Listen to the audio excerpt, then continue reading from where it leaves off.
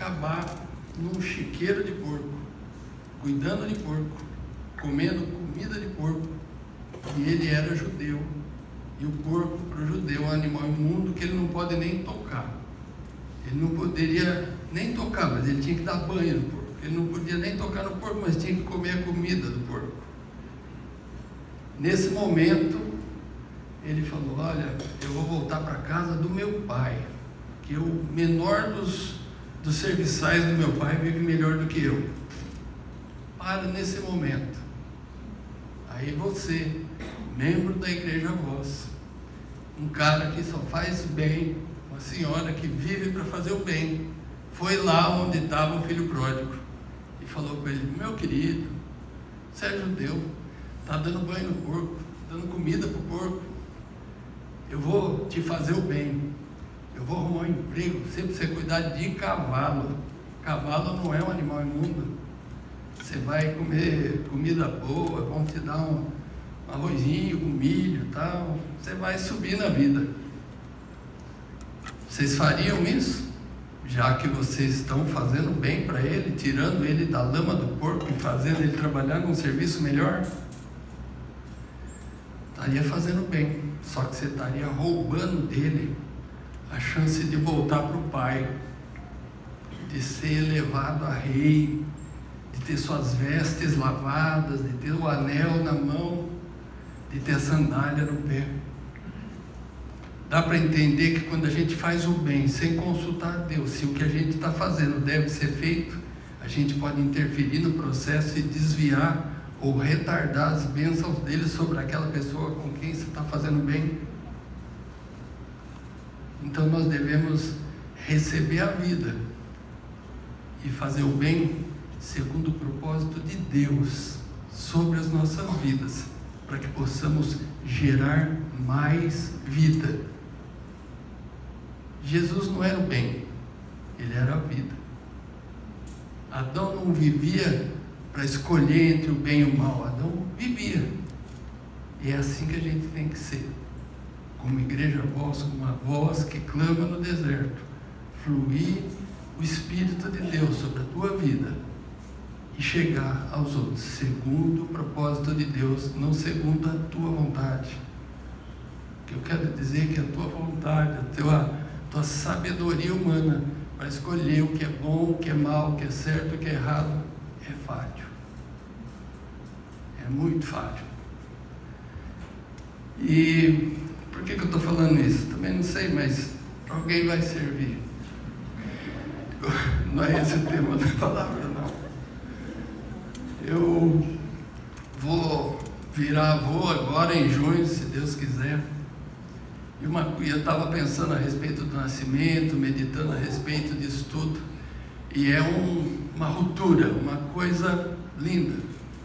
Uma criança que está vivendo num mundo à parte, mergulhada num mundinho cheio de água, de repente rompe as águas e ele sai para fora, ela, né, uma menina sai para fora e vai começar a ter que comer para sobreviver, não vai ter mais comida que vem pelo cordão umbilical, vai ter que aprender a respirar através dos seus pulmões, porque não vai ter mais oxigênio, vai ter que começar a se mexer e ter contato com o mundo.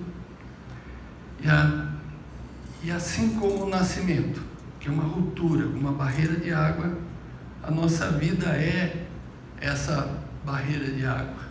Na Bíblia tem vários marcos feitos de barreiras de água. Eu estava falando de Adão. O Éden, fala que o Éden era cercado por 4 rios.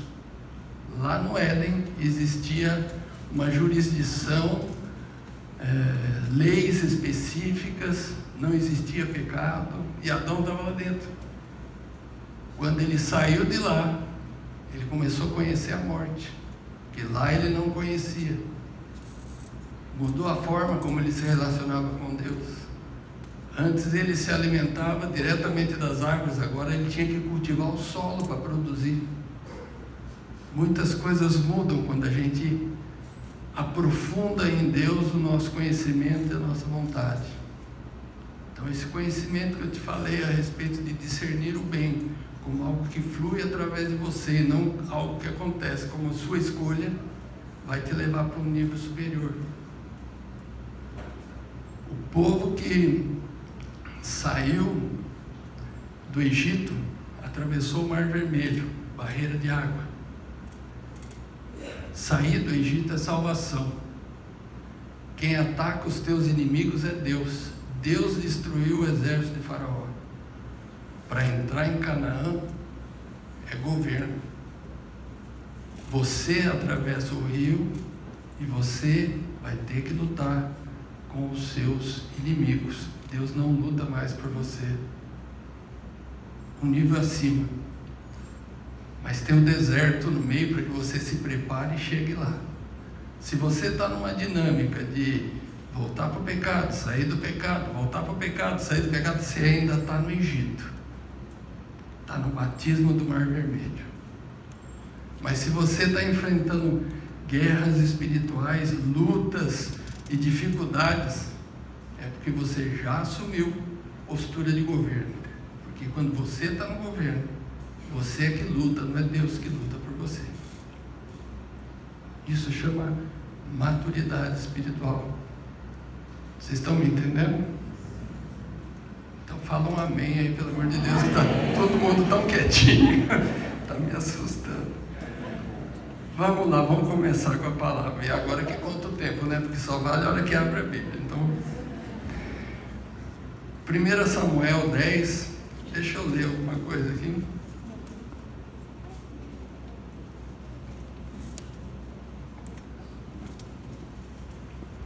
Conseguiu projetar?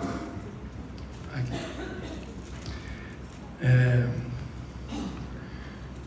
Então tomou Samuel um vaso de azeite e lhe o derramou sobre a cabeça, e o beijou, e disse: porventura te não tem ungido o Senhor por capitão sobre a sua herdade? Próximo.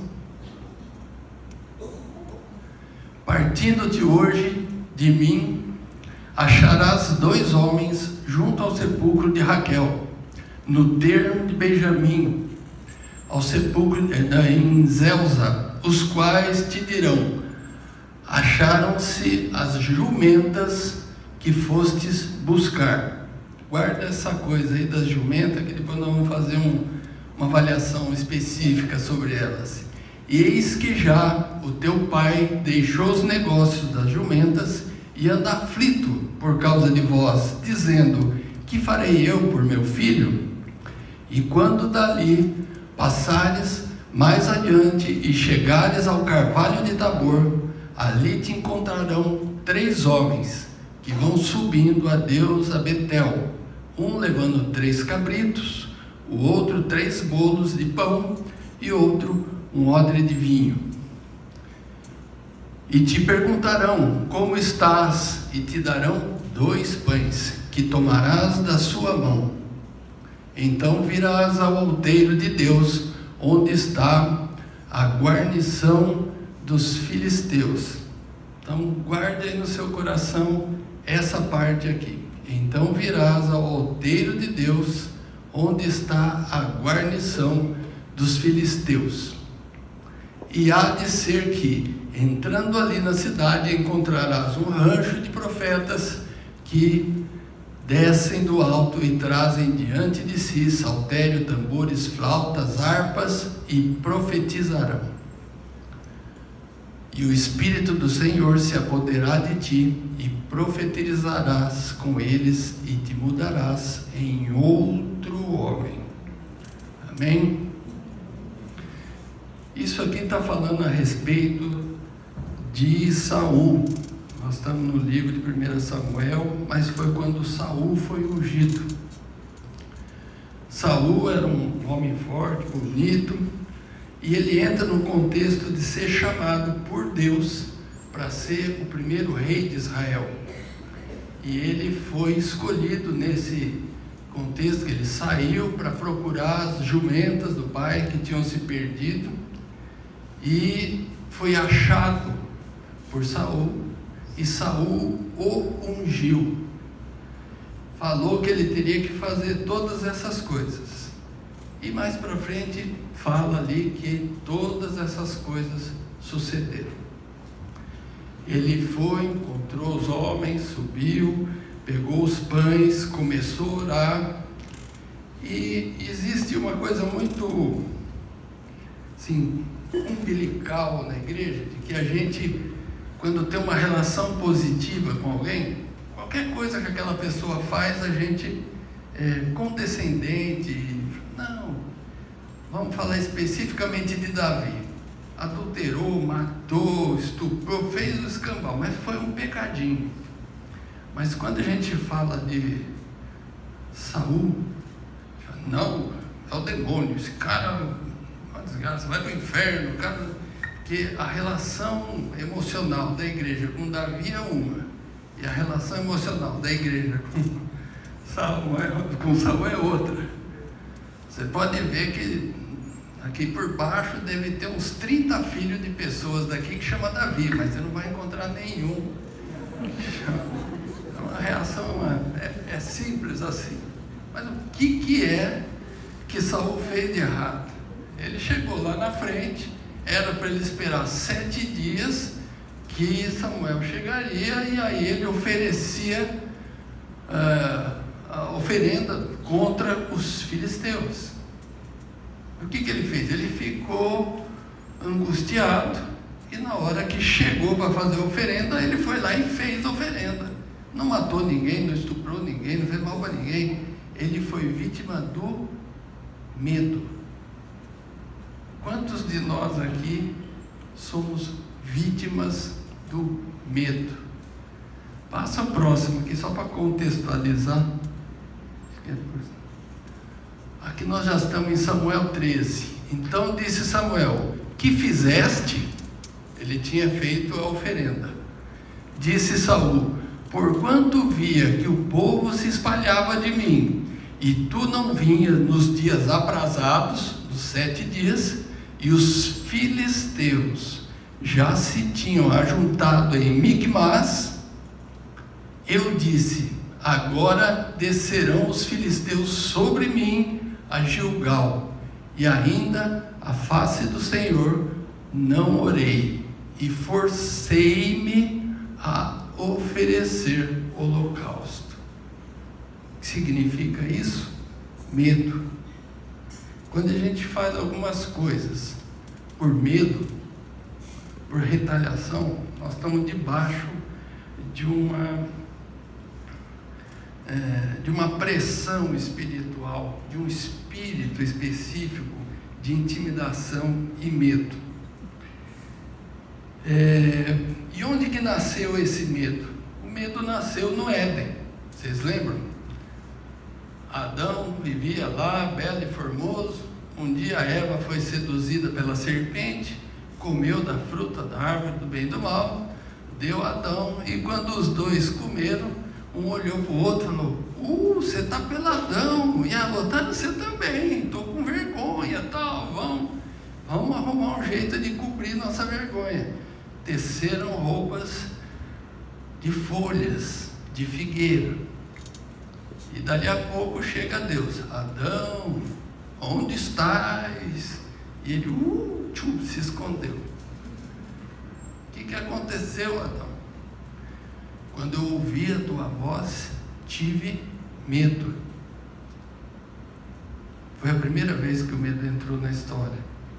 Adão conhecia um Deus, formador de todas as coisas, um Deus que provia todas as coisas, um Deus que o protegia, que o vestia de glória, por isso ele não percebia que estava nu, e todo final de tarde conversava com Deus, com respeito.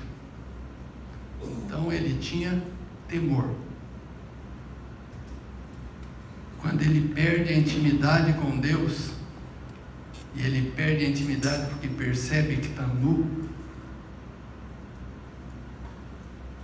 ele desenvolve o medo. Por isso ele precisa colocar aquela tanguinha de folha para cobrir a sua intimidade, porque ele tinha perdido aquela intimidade que ele tinha com Deus na viração dos dias.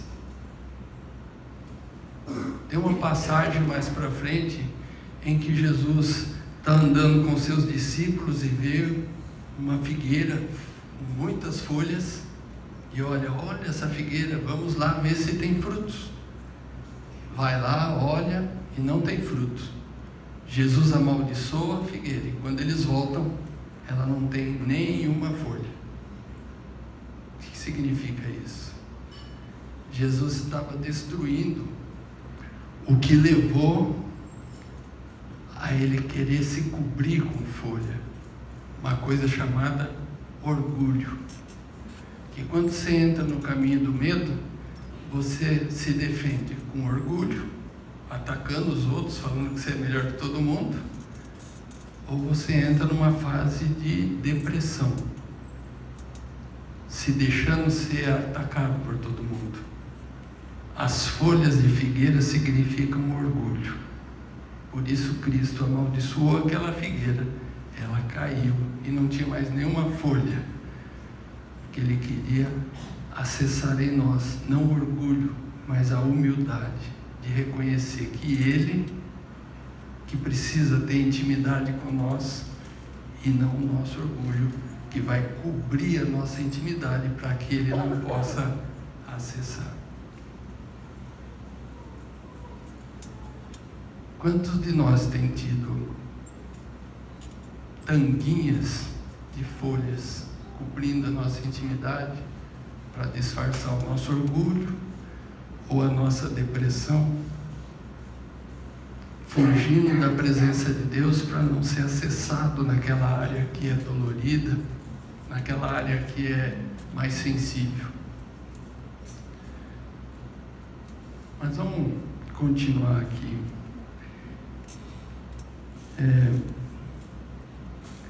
Saul governou durante 40 anos, mas assim que Saul cometeu esse deslize, sacrificou sem sacrificar, o profeta virou para ele e falou: você e sua geração governariam eternamente Israel, mas hoje você perdeu a sua unção. Ele fala ali, você foi destituído. Mas depois de destituído, ele ainda governou 40 anos sobre Israel. Por quê? Porque Deus tira a unção, não tira títulos. Então você vai encontrar muita gente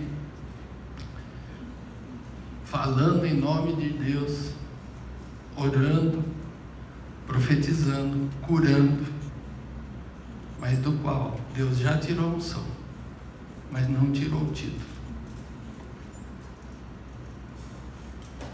E o que é que isso quer dizer? Que Deus quer tratar com a gente lá dentro, não aqui fora.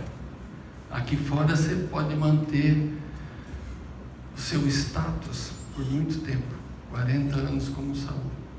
Mas aqui dentro, guerras internas acontecerão e vão te levar para a morte, como levou Saul.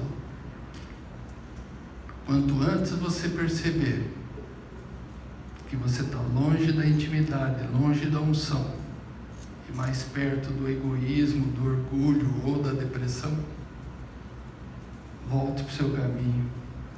O arrependimento faz com que Deus te recolha desse jardim e te coloque nas conchas das mãos dele. Amém? E aí nós vamos ter a unção de Davi. Antes de eu falar da unção de Davi, eu queria falar um pouquinho dessa guarnição dos filisteus. Deus ungiu Saul, levou ele à condição de rei, e a primeira coisa que Deus fez foi levar ele para a guarnição dos filisteus. Quem são os filisteus? Vamos entender um pouquinho aqui a respeito de batalha espiritual. Projeta para mim aí Efésios 6, 3. Aqui no livro de Efésios tem nós vamos descobrir um lugar em Deus aqui que é interessante. Bendito Deus Pai de nosso Senhor Jesus Cristo, o qual nos abençoou com todas as sortes de bênçãos espirituais. Aonde?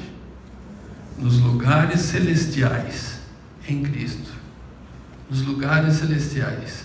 Agora migra para a gente lá no Efésios 6, 12. Guarda aqueles lugares celestiais lá.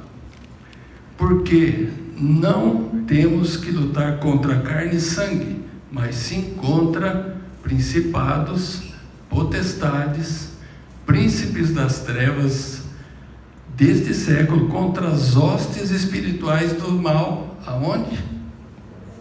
Lugares celestiais.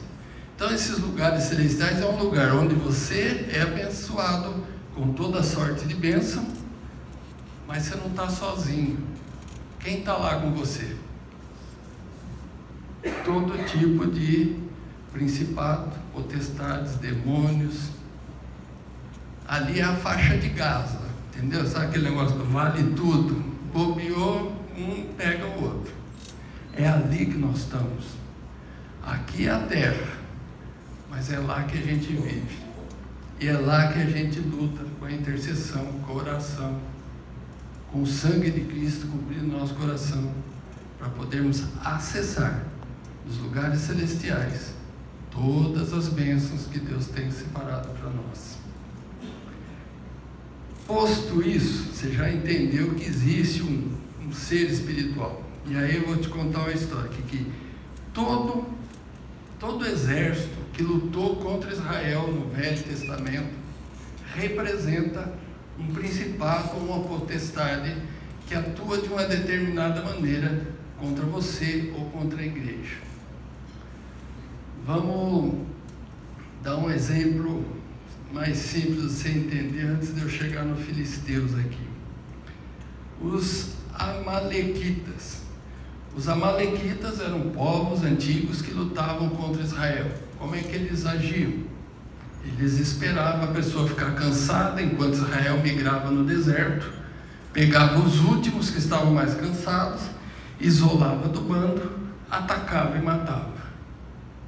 É a técnica do predador, como se fosse um leão na savana, espera um bichinho sair do bando, vai lá e ataca. Esse espírito de amalequita vem aqui e começa a falar para você: ih, cara, vai lá na igreja voz, não, só conversa mole, aí agora o pastor Wilson nem está lá, puseram um pastor novo lá, só fica falando umas coisas doidas que ninguém entende, cai fora, vai para fora. Ah, hoje eu não vou no culto não, estou cansado, e hoje tem jogo do Corinthians, vou aqui, vou ficar ali. Você entende que você está sendo apartado do bando? Você entende que você está se vulnerabilizando? E aí o espírito de Amaleque, de Amalequita, vai te pegar, ele vai te predar. Por isso que está escrito na palavra: convém que não deixemos de nos reunir, porque juntos somos mais fortes, separados somos vulneráveis.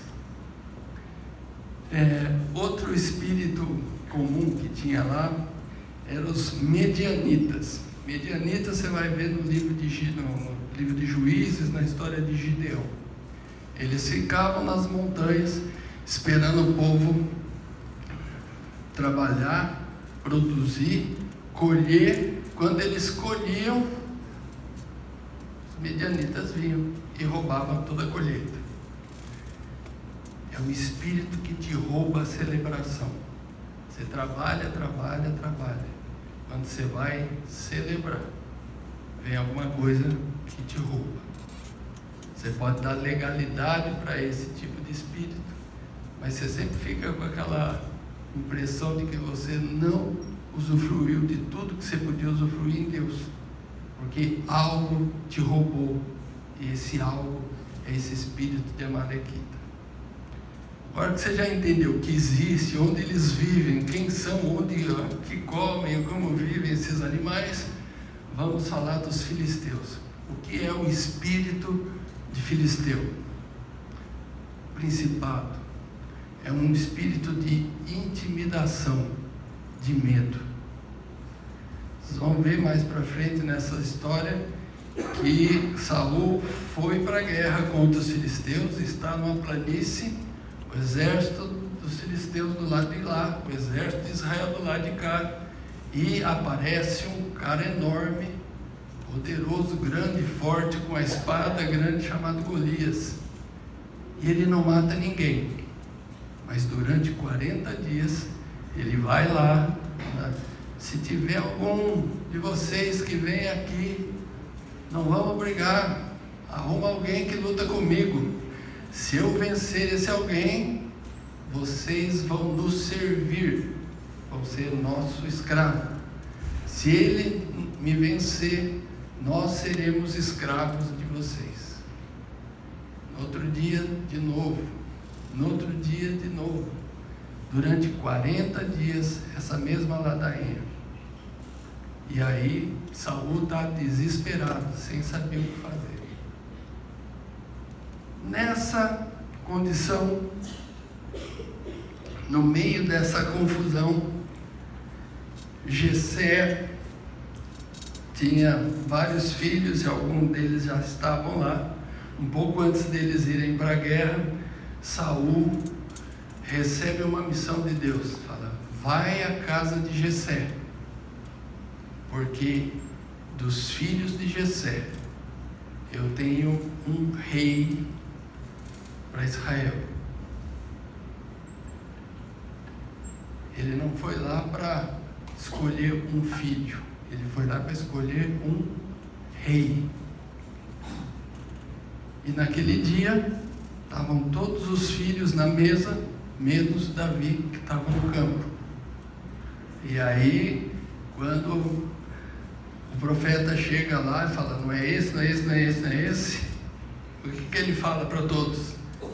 Tem mais algum, Jessé? Ele fala, tem um que está no campo. Então vai buscar. Mas enquanto você for buscar, ninguém senta. Por que ninguém podia sentar? Que a gente só senta depois que o rei sentou. Se todos os filhos estavam ali e aquele que estava lá não chegou, aquele era o rei e ninguém podia sentar. Então Davi já era rei antes de ser ungido, porque ele foi gerado para isso. Você pode não acreditar muito no seu potencial, mas Deus te criou um propósito e um destino. E eu vejo daqui muitos reis que ainda estão nas malhadas, mas vão ser chamados. Uma nova geração de cristãos poderosos em Cristo, para um fim específico. Não deixe de responder ao chamado de Deus. Mas Davi foi ungido.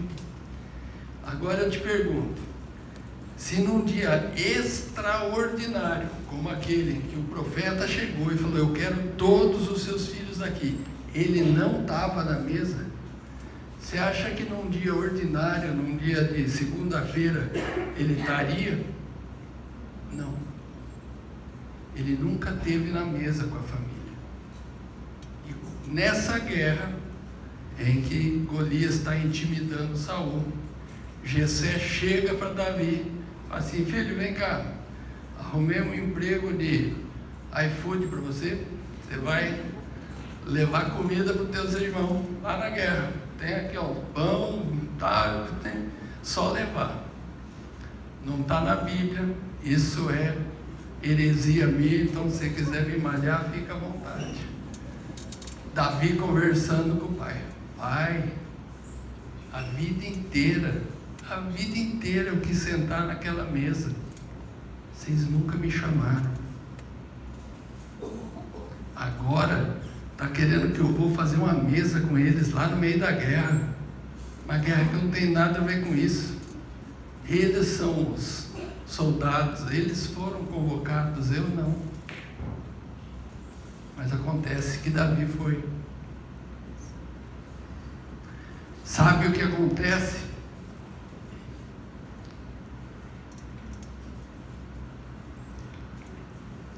Quando você aceita levar comida para os irmãos que te rejeitaram, e enfrentar uma guerra que não é tua? Tem muita gente aqui com dores de relacionamentos familiares, aqui na própria igreja, se privando de se relacionar com aqueles que te machucaram, aqueles que te desprezaram, aqueles que te desvalorizaram. Mas quando você resolve levar comida para os seus irmãos que te desprezaram, entrando numa guerra que não é tua, sabe o que acontece? Você volta com a cabeça do gigante, porque Deus te honra. Deus está além da sua dor.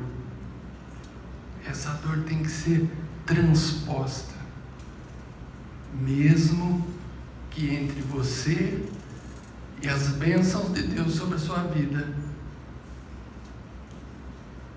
tenha o gigante do medo, da intimidação.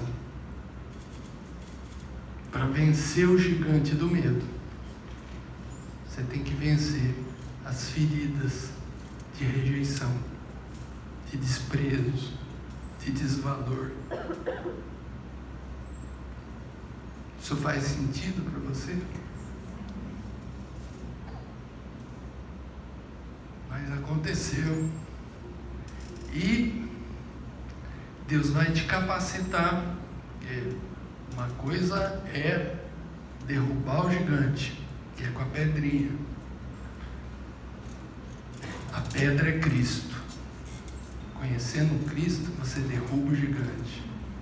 Mas depois você tem que tomar as armas do gigante e cortar a cabeça. É um segundo nível de autoridade que você vai assumir sobre os seus medos. E depois, quando quiserem te afugentar, como Davi estava fugindo de Jerusalém, ele vai passar na casa do pão, falar: eu estou fugindo, eu preciso de arma, tem alguma arma aí? Só tem a espada do gigante que você matou. Aí você pega a espada definitiva. Então primeiro você derruba o gigante, depois você mata o gigante, depois você desarma o gigante. Isso é um caminhar progressivo que Deus vai te capacitando. Mas quando Deus te chama, Ele, o próprio Deus, te leva para a guarnição dos filisteus, que foi o que ele fez com Saul.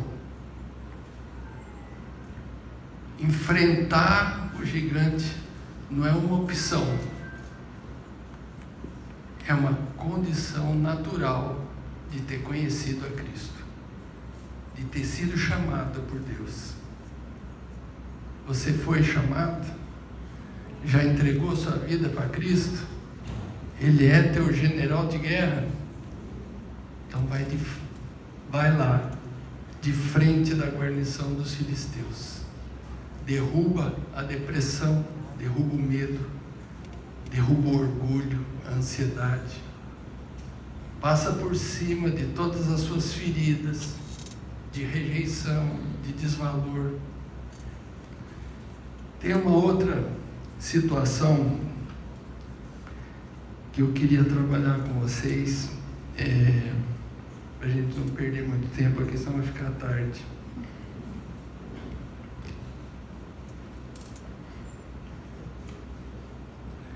Abra para mim em Êxodos 14, 4.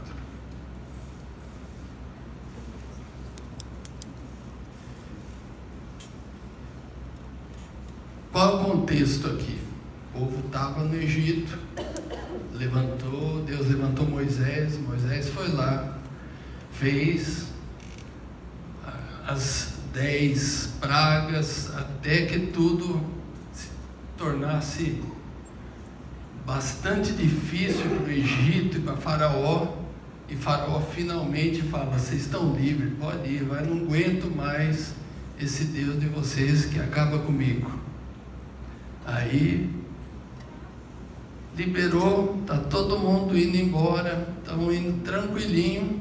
Aí vem Deus falando, e eu, o próprio Deus, que convenceu o Faraó de que você tinha que ir embora, o próprio Deus chega e fala: eu endurecerei o coração de Faraó, para que os persiga, e serei glorificado em Faraó e em todo o seu exército, e saberão que os egípcios, que eu sou o Senhor. E eles fizeram assim. Então, teve lá a praga dos primogênitos, acabou com tudo, e os israelitas saíram de lá rapidamente. Pessah, Páscoa, saíram, e estão indo junto com Moisés. De repente eles chegam e dão de frente com o mar, e aí não tem como passar o mar, e aí Deus chega e junta lá do lado de Faraó. De novo, não está escrito, se você quiser me apedrejar, fica à vontade. Deus senta do lado lá e fala: ô Faraó, e amanhã, filho? Amanhã vai ser segunda-feira, vai ter ninguém para trabalhar na fábrica lá, os tijolos vão parar. Você tem exército, eles não têm nada, não tem nenhuma faquinha para brigar com vocês. Vocês têm um exército enorme. Verdade, né? Então, cara, você vai ficar aí fazendo papel de banana? Você é um cara, eles são ninguém. Vai lá e acaba com eles. Sabe o que é isso? Deus te jogando contra a guarnição dos filisteus. Só estou exemplificando para dar lastro para aquela mesma passagem. Se você saiu do Egito de novo e entrou em Canaã, a terra de Canaã é terra de governo. Se você está no governo, você tem que enfrentar principados e potestades, filisteus, amalequitas, moabitas e tantos outros. É para isso que você foi levantado, para assumir uma posição de governo. E para assumir a posição de governo, você precisa dominar sobre os seus medos e não ser dominado por ele. Porque você pode ser senhor ou escravo. Estava conversando hoje aí num curso de finanças. E o Luan falou aqui do dinheiro. O dinheiro não é um espírito, é mamon. Mamon é um Deus. Então, espírito você expulsa. Deus só tem um jeito de você se relacionar com ele. Ou você o serve, ou não serve. Então, como é que você se relaciona com o dinheiro? Como se fosse um Uber ou como se fosse um camburão?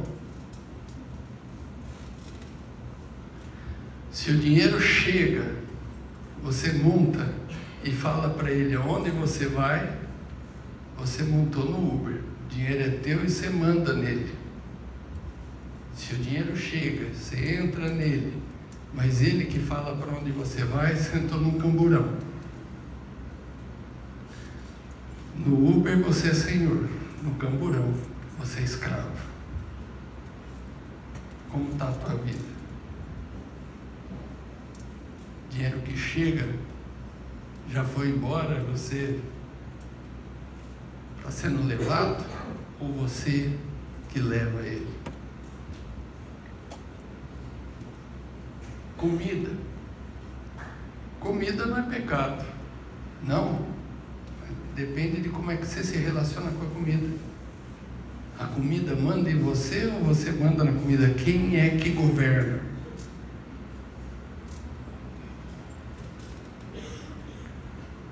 Deu para entender? Não é uma questão de pecado ou não pecado. Tua sexualidade, você manda nela ou ela manda em você? Não é uma questão de pecado, é uma questão de governo, de autoridade. Você foi chamado para ser rei e sacerdote. Rei é autoridade e sacerdócio. Rei entrega total a Deus. Como anda a tua vida? E nessa circunstância aqui, deixa eu voltar lá, o outro versículo, o 14, 13 e 15.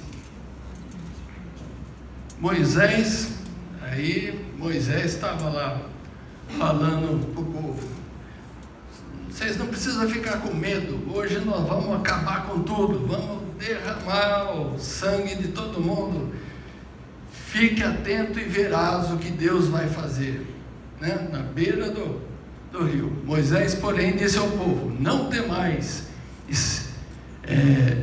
estai quietos e vede o livramento do Senhor, que hoje vos fará, porque aos egípcios que hoje vistes, nunca mais vereis para sempre.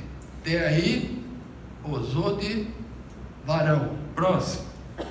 O Senhor pelejará por vós e vos calareis. Próximo. Então disse o Senhor a Moisés: por que clamas a mim? O que está acontecendo aqui? Moisés está pousando de fortão, de cajado na mão, falando: gente, segura a onda aí que nós vamos acabar com esses egípcios, o Senhor é por nós vamos destruir, é nós, mano. Aí de repente Deus fala assim: Moisés, mas por que você está pedindo misericórdia, clamando a mim que eu te dê força? Nem você acredita naquilo que você está falando? Tem vezes que a gente dá força para os outros, mas não acredita nem naquilo que a gente fala.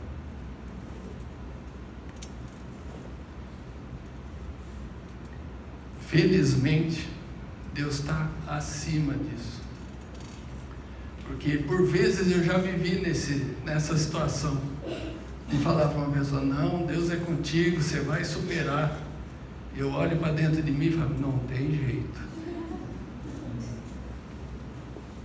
Mas não é pelo que eu creio, é pelo que Deus é.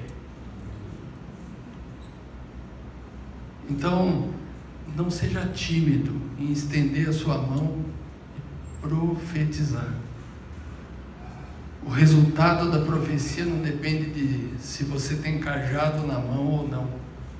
Depende de quem te sustenta. Se você está no Uber, Deus é contigo, as bênçãos te acompanharão. Não porque você é poderoso, mas por Deus que você serve fará todas as coisas. Eu estou falando isso porque eu quero tirar de vocês todas as brechas de medo. Seguindo em frente aqui, mas o último lá, o Êxodo 12:51, um pouquinho antes. Esse é interessante. 450 anos no Egito, pelo menos 375 como escravos, fazendo tijolo, levando chicotada, levando paulada, morando distante na periferia, sem comida, passando frio no inverno, suando muito no verão. E aí Deus tira esse povo do Egito, escravos de várias gerações. O pai foi escravo, o avô foi escravo, o tataravô foi escravo, os filhos são escravos, gerações de escravos, sem a menor perspectiva de restauração. Aí Deus fala: e aconteceu naquele mesmo dia que o Senhor tirou os filhos de Israel da terra do Egito, segundo os seus exércitos. Eles não eram escravos? Mas por que Deus chama eles de exército? Porque é assim que eles te vê. Deus não te vê como escravo do dinheiro, não te vê como escravo da pornografia, não te vê como escravo do pecado, como escravo de tantas situações que a gente poderia enumerar aqui. Para a liberdade que vos chamei, não vos tornei escravo de homens. Lá no Éden, a bênção sobre Adão é que ele dominasse sobre todas as coisas, não sobre outros homens. Escravidão, um homem dominar sobre outro homem, não é de Deus, né? Escolinha dominical, isso não é de Deus, não. Por quê? Porque Deus te vê como um exército. A glória do Senhor é sobre a tua vida. O poder do Senhor te sustenta. Davi não derrubou o gigante porque ele era forte, porque ele era grande, porque ele estava armado, porque ele era capaz. Era o improvável, fazendo o impossível, através daquele que sempre vence. Amém? Ai, vamos lá. E por último, só para a gente fechar essa parte do medo antes de partir para os finalmente. Tem uma passagem em que Eliseu, em espírito, começa a ver tudo que o rei da Síria vai fazer. Ele fala, não, vamos fazer isso. Israel antecipa, vai lá e resolve o assunto. Não, vamos atacar por aqui. Israel vai lá e resolve aquela situação. Aí o rei da Síria fala, alguém lá está dedurando a gente. Aí o moço lá na Síria fala, não é que tem ninguém dedurando, é que lá tem um profeta, que Deus revela para ele tudo que você vai fazer antes de fazer. Então é fácil, vamos lá matar o profeta. Aí eles foram com o exército deles de noite. De manhã cedo, o moço do profeta acordou mais cedo, olhou, falou, meu Deus, o exército da Síria está todo aí. Foi lá e cutucou Eliseu. Eliseu, carros e cavaleiros, isso aqui está tomado, nós estamos fritos, hoje não vai ter para ninguém, nós vamos virar churrasco, espeto na ponta da lança do inimigo. O que Eliseu fez? Ele orou para que o exército de Israel vencesse o exército sírio? Não. Ele orou para que esse moço, o moço de Eliseu, fosse levado lá naquele lugar, nas regiões celestiais, e lá nas regiões celestiais pudesse ver como estava sendo a guerra, ou como seria aquela guerra. Ele olhou para dentro e não para fora e falou, olha, perceba, muito maior são aqueles que estão com nós do que aqueles que estão contra nós. Aprenda a ler o mundo com os olhos do Espírito. Desse jeito, o medo não vai ter espaço na tua vida e você vai poder vencê-lo com tranquilidade. Vencer o medo é uma questão de posicionamento. Agora imagine Moisés e aqueles hebreus saindo do Egito, dando de frente com o Mar Vermelho. De repente alguém fala para eles, Moisés, já estamos ouvindo o barulho do trotar dos cavalos de Faraó. Quantos gatilhos foram acionados ali? Quantos gatilhos foram acionados ali? Gatilhos de desprezo, de sofrimento, de angústia, de ver um parente próximo morrer de chibatada, de fome, de medo, de angústia, de gerações em gerações sendo humilhado. Quanto medo não tem ali? mas tinha um Deus que estava vindo ali para resgatá-lo. E eu queria que você começasse a conversar com você aí. Quais são os seus gatilhos? Quais são suas feridas? Onde que você tem posto a sua confiança? Por que esse medo, essa ansiedade, esse orgulho tem ganhado tanto espaço dentro de você? Será que realmente você tem tido uma intimidade com Jesus que permite Ele acessar o teu interior e derramar sobre você essas águas vivas que vão te lavar, te restaurar, te edificar, te posicionar, te abrir os olhos espirituais para ler como está o mundo? Será que você está preparado para isso? Sabe, aqui nós temos duas situações: Saul representando o velho homem e Davi representando o novo homem, aquele que aceitou Jesus. Isso é uma marca de Deus. Teve uma vez um casalzinho chamado Abrão, que teve um primeiro filho, mas esse primeiro filho foi embora, e Deus honrou o segundo filho. Ismael foi embora e ele honrou Isaac. Ele honra o segundo e despreza o primeiro. Isaac teve dois filhos, chamados Esaú e Jacó. Já no nascimento a mãe sabe: o mais novo vai ser o líder, o mais velho vai servir o mais novo. Deus despreza o primeiro para honrar o segundo. Esse Jacó tem 12 filhos.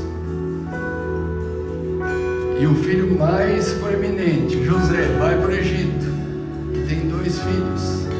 E o próprio Jacó, quando vai dar a bênção para os seus netos, inverte a mão e abençoa o mais moço, em vez de abençoar o mais velho, desprezando o segundo, exaltando o primeiro. Esse povo fica lá no Egito e sai do Egito. Moisés tira eles do Egito, leva eles para o deserto. A primeira geração no deserto andou, mas não agradou a Deus, morreu. Só a segunda geração entrou em Canaã,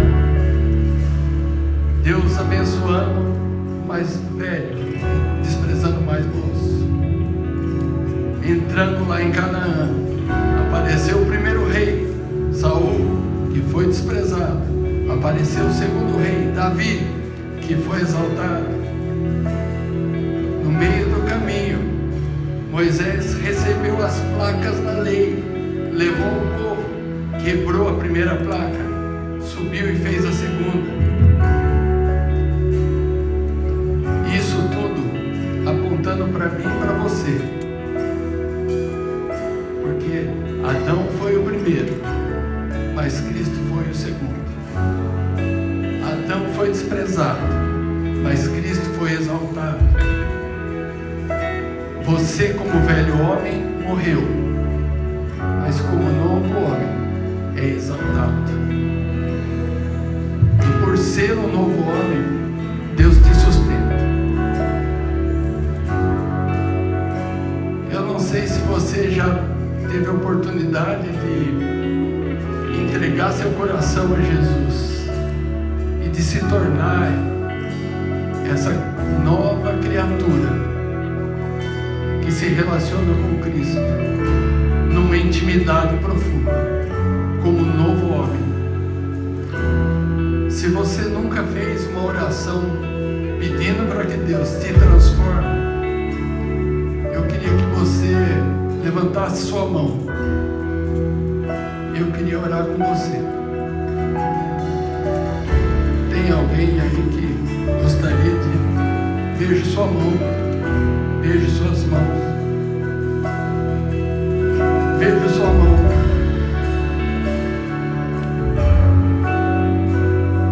Vocês achariam muito ruim vir aqui na frente? Venham aqui.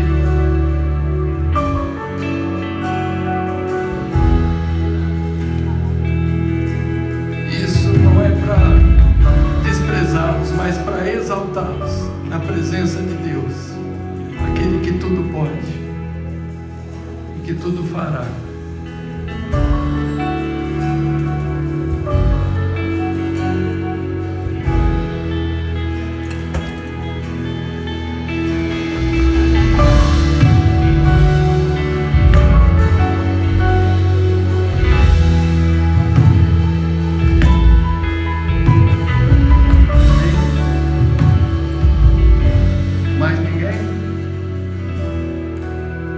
Glória a Deus. Eu vou fazer uma oração, vocês repetem. Pode ser? Uma nova geração que se levanta. O renovo de Jessé. A unção de Davi. Amém. Pai, vocês vão repetir. Eu reconheço, Senhor, que preciso de Ti. Que eu quero deixar o velho homem morrer. Eu quero me livrar de Saul, que tinha medo dos filisteus, medo da intimidação.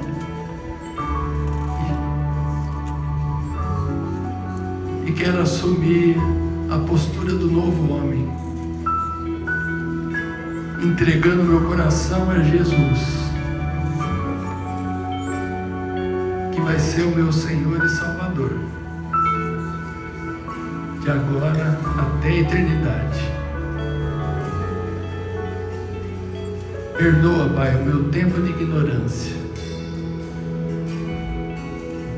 mas agora estou aqui. Derrama da Tua graça sobre a minha vida, em nome de Jesus.